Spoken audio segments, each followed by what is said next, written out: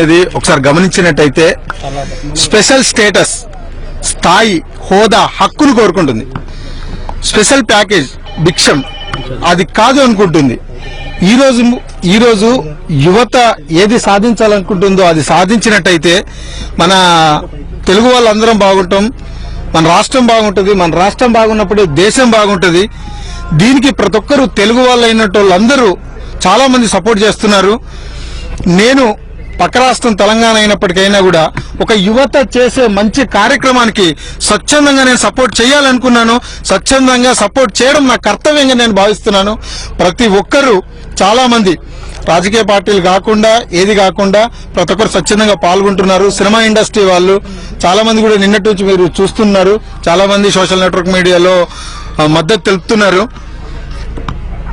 ఇకపోతే ఇది వీళ్ళేదో యువత వీళ్ళు ఇప్పుడే అనుకున్నది కాదు. మనకు సెంట్రల్ గవర్నమెంట్ ఫస్ట్ చెప్పిన విషయమే ఇది, వీళ్ళు చెప్పిన విషయమే మనకు. అది స్పెషల్ చేసే స్టేటస్ అనేది కాలేకపోతున్నందుకు వాళ్ళ తాపత్రయపడుతున్నారు. అది కావాలి.